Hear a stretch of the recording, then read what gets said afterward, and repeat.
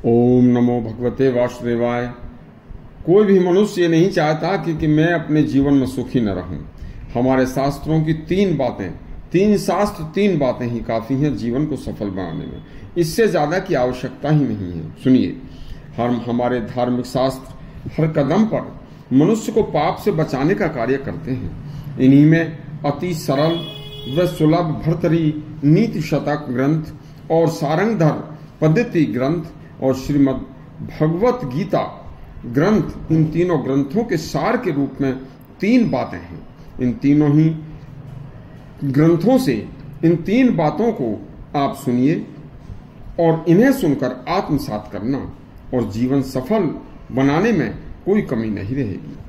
सबसे पहले भर्तहरि नीति शतक ने कहा है कि आत्मीय जनों पर उदारता, दूसरों पर दया, दुष्टों पर पैनी दृष्टि और उनसे सठता, साधु संतों, परिव्राजकों, तपस्वी महान आत्माओं से प्रीति, राजा महाराजाओं से नीति और विद्वान पुरुषों से सरलता व मित्रता, शत्रुओं पर वीरता और बड़ों का छोटों पर क्षमा भाव, दीनहीनों के प्रति उदारता, स्त्रियों से प्रसंगानुकूल गोपनीयता जो व्यक्ति रखता है उसे कभी कोई कष्ट नहीं होता। उपरोक्त बताए गुणों से जो निपुण होते हैं उन्हीं के कंधों पर लोक मर्यादा निर्भर करती है।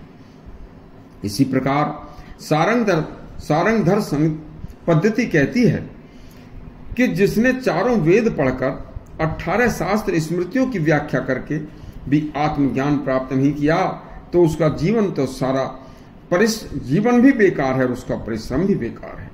इस क्रम में श्रीमद् भगवत गीता कहती है कि संसार में जन्म लेने वाला प्रत्येक व्यक्ति सुख चाहता है, परंतु व्यक्ति इस संसार में आकर अनंत कामनाओं में डूब जाता है और उन कामनाओं को पूरी न होती देख उनसे सुख की इच्छा करता है, लेकिन उसे पता नहीं होता कि मैं जो अपने मन में अनेक प्रकार की इच्छाएं पाले बैठा हूं वह कामनाएं ही मेरे सुख में बाधक है।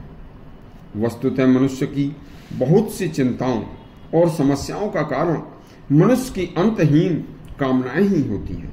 जिन कामनाओं के जाल में फंसा हुआ व्यक्ति सुख की आशा करता हुआ पाप कर बैठता है। गीता में अर्जुन ने भगवान श्री कृष्ण से पूछा कि हे भगवान, कोई भी मनुष्य स्वयं जानकर पाप तो नहीं करना चाहता, फिर भी वह बिना इच्छा के जबरदस्ती किससे प्रेरित होकर, किस बात से प्रेरित होकर पाप कर बैठता है।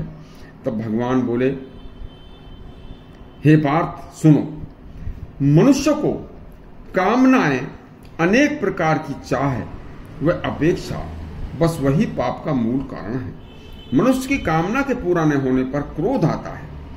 मनुष्य को क्रोध जब आता है तो बस उसी को क्रोध से वह पाप में डूब जाता है और उससे पाप हो जाता है। जितने भी भोग भोगते जाओगे उतने ही भोग और तृष्णाएं बढ़ती जाएंगी। ये मनुष्य के शत्रु हैं, इनको बढ़ाने का प्रयास मत करो। रत्नाकर नामक दस्यु ने कामनाओं के वशीभूत होकर निंदित वृत्ति अपनाई थी, लेकिन देव ऋषि नारद ने जब बोध कराया तो राम नाम का आश्रय लेकर दस्यु वृत्ति छोड़कर महर्षि वाल्मीकि बन गया था, जिसने आदि काव्य रामायण की रचना की थी। इस प्रकार इस सब का सार कामनाओं को त्यागना है, सुख मिलेगा। यदि आपको यह प्रसंग अच्छा लगा हो तो हमारा चैनल सब्सक्राइब करें और घंटी दबाएं। धन्यवाद।